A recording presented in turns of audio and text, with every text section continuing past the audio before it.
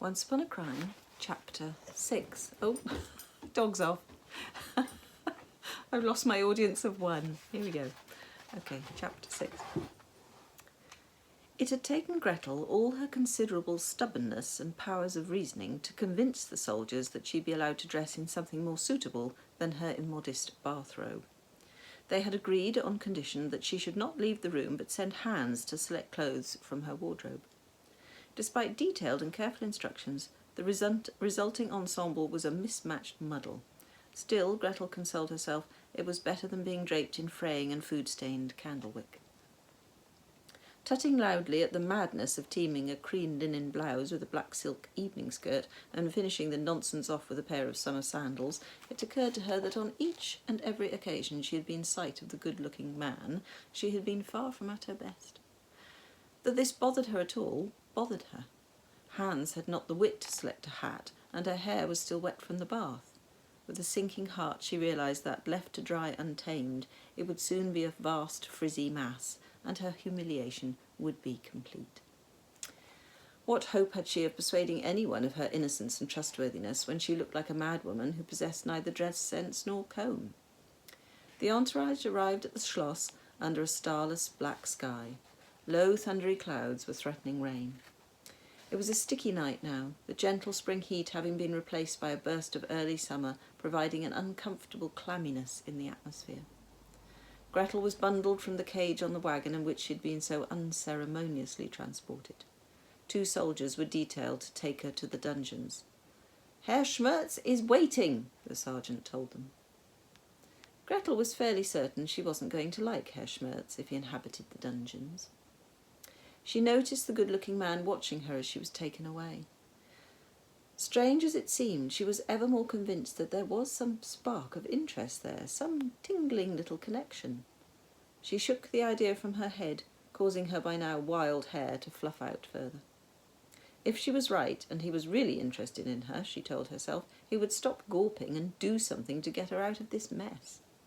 Nevertheless, she couldn't stop herself quizzing the quieter soldier about the man's identity. "That is Ober-General Ferdinand von Ferdinand," he told her, the admiration clear in his voice.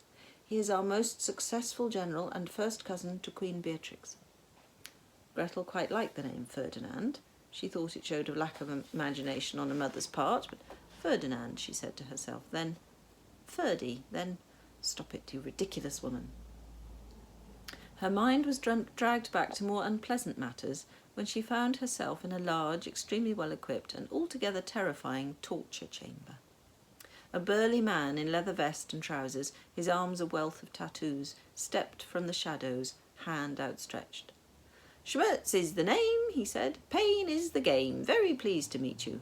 Gretel found herself shaking his hand. The soldiers looked uneasy. "Don't worry, nothing to fear. I'm sure our latest accused here has always been told not to bite the hand that bleeds it. Ha ha ha!" He laughed uproariously at his own joke. Gretel was dumbfounded.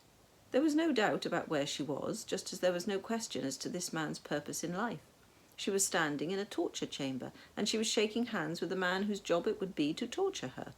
The physique fitted, the slick muscles, the menacingly shaven head, the violent body art. But the demeanour of Herr Schmerz seemed to belong to someone else altogether. Even his laugh was genuinely cheerful, so that one felt the desire to join in, to laugh along with him. Gretel thought this might be some sort of new psychological tactic for weakening a victim's resolve. It hardly seemed necessary. Looking at the terrible instruments of agony that filled the room, she felt all her resolve dissolve instantly. "Let me show you round, Fraulein, give you a guided tour. No extra charge. Let's face it, the charge against you is bad enough already. Ha! Right, let's start with good old Sally Stretch here. Bit outdated, some might say, little last century, but reliable." He patted the rack affectionately. "Always gives good results, does old Sally. Now here," he moved on a pace or two, "here's something special. Oh yes, took delivery of this only last month. Quite looking forward to trying it out, I don't mind telling you." He paused to frown at Gretel as if sizing her up for suitability for the machine. She felt obliged to form the question, "What does it do?" "Ah, well, I'm glad you asked me that. You lift this iron bar here, and the subject, that's you, the subject lies underneath it, see? He indicated the where and the how as he spoke. Gretel nodded, powerless to resist such enthusiasm. Then the operator, that's me, well, he places the bar like so. Now we employ this body plate, fitted with over 100 spikes, tempered steel. Look at that lovely workmanship. And the plate lowers over the subject like, and that would be, he waited. Me? Said a small voice Gretel barely recognised as her own. You, indeed. Cotton's on fast, this one, he said to the soldiers. No flies on her. Well, no flies now, of course later it'll be different. Anyhow, where was I? Oh yes, the plate lowers over the body of the subject and is tightened by turning of these two screws here and here. You see? You see how that works? He straightened up, nodding slowly. That's your impressive machine, that is, he said. Gretel decided the surreal element of having such a cheerful torturer was indeed beginning to enfeeble her wits. She recalled an ancient Turkish punishment in which the victim could choose between having his testicles crushed betwixt bricks or betwixt silk cushions. Quite what crime the wretched person would have to have committed to warrant such treatment she couldn't bring to mind. All she knew was that she was starting to detect a worryingly ancient Turkish flavour to things, and she did not wish to be a part of it. I'm a little confused, she said softly. Happy to answer questions? Ask away, said Herr Schmerz helpfully. I had expected to stand trial for the crime of which I am wrongly accused. I really don't see the necessity, she gestured at the room feebly. Trial? Schmerz laughed even more heartily. Oh, dear me, no, he said, wiping a tear of mirth from his eye. No, haven't heard of one of those here since, let me think, he scratched his hairless head. Well, not since King Julian took the throne, that's for sure. Too time-consuming, he said, apparently. No, torture's much better all round, much quicker. Less paperwork. It's hard to argue against that, Herr Schmerz. However, I do feel it might be a little fairer if a person were to be given the chance to protest their innocence. Schmerz took a twist of paper from his pocket and undid it to reveal toffees. He offered them round. Want one? Go on, help yourselves. The soldiers did so. Gretel demurred. Schmerz popped one into his mouth and chewed vigorously as he spoke even. Innocent? Nah, it doesn't work like that. Wouldn't be here if you were innocent now, would you? Gretel tried to think of a sensible response, but her mind was filled with images of the sunny torturer chewing on toffees while winding tempered steel spikes of the finest workmanship into her defenceless flesh. Look, this is how it works. Your subject, that's you in this case, gets him or herself arrested for some horrible crime. Naturally, they're going to deny it, so they get brought to the torturer. That's yours truly. And I apply my skills and instruments to obtain a confession. The king decides on a fitting sentence, and there you are. Job done. And we can all go home. Well, not you, of course, but the rest of us can. Everything clear now? He looked at her, waiting, his eyes bright with love for his work and a genuine desire to share his knowledge with others. Gretel knew she must pull herself together. This is ridiculous, she declared in as firm a voice as she could muster while standing within screaming distance of Sally Stretch and her friends. I demand to see a lawyer. At the very least, I'm sure I am entitled to that. Oh, no good asking me about lawyers and visitation rights and stuff. Herr Schmerz, his work clearly done for the evening, drifted off to polishing a branding iron. But who then? Wailed Gretel as the soldiers led her away. Take it up with your jailer, Fraulein. Wouldn't do you any good, but if you feel that strongly about it. She was marched deeper into the Schloss dungeons, but not, as she had anticipated, to the dank cell she had so briefly shared with Bruder. Instead, she was shown to a clean, spacious room with a large window overlooking one of the main courtyards to the rear of the Schloss. There was a low bed with a passable mattress on it, mercifully devoid of stains, a table and chair, and even a lamp already lit. Gretel felt cheered at a sight of such comparative luxury, and took it to be a good sign. The jailer, the same pungent guard who had been so bribable when last she was incarcerated, quickly disabused her of such an idea.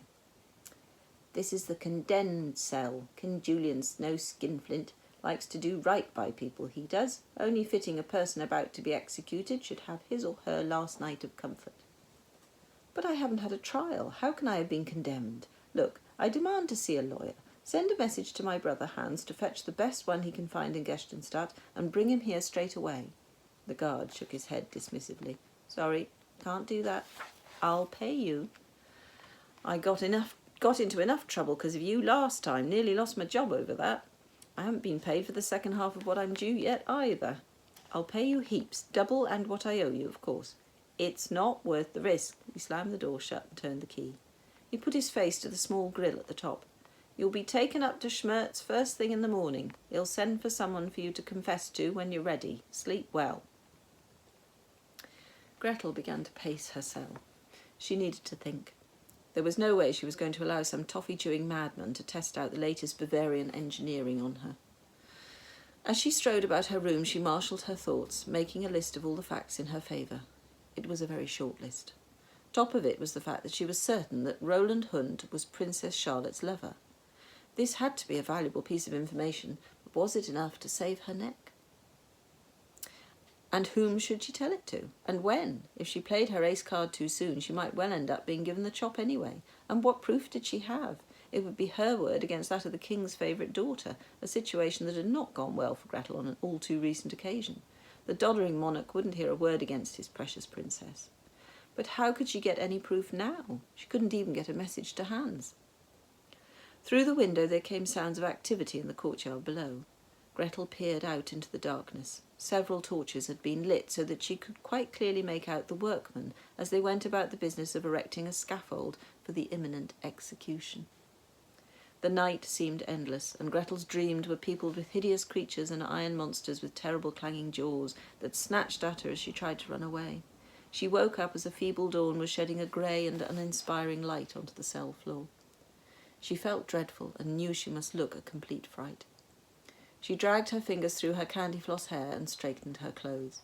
She had, after many hours of desperate thinking, come up with a plan of sorts. In the chilly, unflattering light of day, it didn't seem like a very solid plan to scene between her and a grisly death. She squared her shoulders and took a deep breath. This was no time to feel flimsy. When the guard unlocked the door to take her up to Schmerz, she was as ready as she ever would be. Good morning, Fraulein.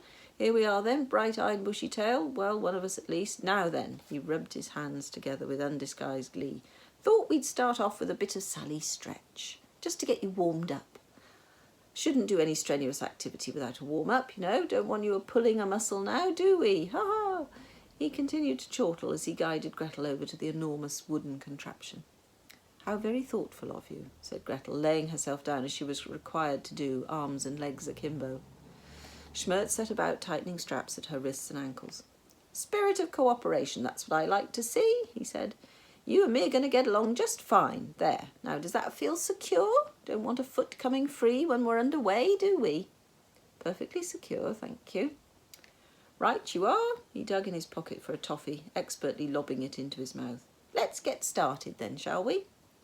He put a hand on the worn lever that would turn the great wheel, each cog of which would tighten and move the oak bars to which Gretel was so snugly strapped. Gretel opened her mouth and let out a scream of such pitch and volume that Schmerz spat out his toffee. I haven't started yet, he said. Oh, the pain, the terrible pain, Gretel cried. But I haven't done anything, he insisted. Look, lever's still in ready position, hasn't moved one bit. Oh, the unremitting agony, I can't stand it, I tell you, it's unbearable. I will confess. You what? I wish to confess. But we haven't even started. I haven't done anything. Gretel lifted her head and gave him a hard stare. I tell you, I've had enough. You've done your job excellently, Herr Schmerz. I am powerless to resist further. Further? If you would be so kind as to summon Uber-General Ferdinand von Ferdinand, I will readily confess to him. Oh, I don't know about that. Not usually him who hears the confessions. Last time it was the king's adjutant. Time before that was our old priest, Father Wagner. He shook his head. General von Ferdinand is always very busy. Herr Schmerz, you are a man who likes to do things properly. That is plain for all to see. I know you would not want to be accused of allowing important information to fall into the wrong hands simply because you refuse to accept my request. The confession I am about to make will be of extreme interest to Her Majesty Queen Beatrix. Kindly inform General von Ferdinand of this fact, and he will no doubt applaud your good sense in bringing the matter to his attention. Schmerz chewed over this idea as if working his way through a particularly dense toffee. After a long pause, he shrugged, shaking his head slowly. All right, then, that's the way you want it. He let his hands fall uselessly against his sides, a man defeated and deflated, robbed of the chance to do the one thing he excelled at. I'll send for General von Ferdinand. Wise decision, Herr Schmerz. I am very certain he'll be impressed by the speedy effectiveness of your skills. Schmerz narrowed his eyes at Gretel to check he wasn't being made fun of. For a horrible moment she thought she might have blown her any chance of survival, but then he shrugged once again, sighed, and plodded off to find the General. Even at such an unforgiving hour, General Ferdinand von Ferdinand looked fresh, well-groomed, and almost improperly handsome. He was wearing a velvet cape the colour of crushed plums, with clever scarlet lining, and a fetching cap sporting the feather of a golden pheasant. His salt-and-pepper hair, worn attractively long and loose, fell about his collar. Gretel decided he was past 40, but wearing his years ever so well. He stood beside her, bestowing upon her a heart-melting smile and the aroma of sandalwood. "Good morning, Fraulein Gretel. Herr Schmerz tells me you would confess to no one but me. I am honoured." Gretel summoned up her few remaining scraps of dignity and attempted to sound both confident and a smidge flirtatious. It was a big ask. She was still strapped to the rack, doing a passable imitation of a stuffed giant starfish. Her hair had become a felted mass, sticking upward and outward even while she was flat on her back. Her black silk skirt had ridden up to reveal hideously wrinkled stockings, and there was an embarrassing dampness emanating from beneath her armpits, staining her cream linen blouse with telltale dark patches. She made a promise to herself that if she survived her current predicament, she would, somehow, bring about an encounter with Ferdinand von Ferdinand, where she was not for once at such a crippling disadvantage. "Herr General, I appreciate you finding the time to listen to what I have to say. Tell me, can we be overheard?" Ferdinand raised a quizzical eyebrow. "I would rather impart the information I have to you alone," Gretel whispered. Ferdinand hesitated only for a moment before flicking a dismissive hand at the soldiers who had accompanied him into the torture chamber. He spotted Herr Schmerz tightening the bolts on the scold's bridle. "Would you be so good as to leave us too, Herr Schmerz?" "Me? But, Herr General, you might require my services," he said, clearly having not altogether given up hope of applying his skills to Gretel.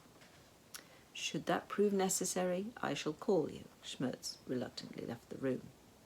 Ferdinand leaned closer to Gretel. It passed through her mind that he was in some ways enjoying seeing her so bound and helpless, and that with no one to observe him, a baser side of his nature might be allowed free rein.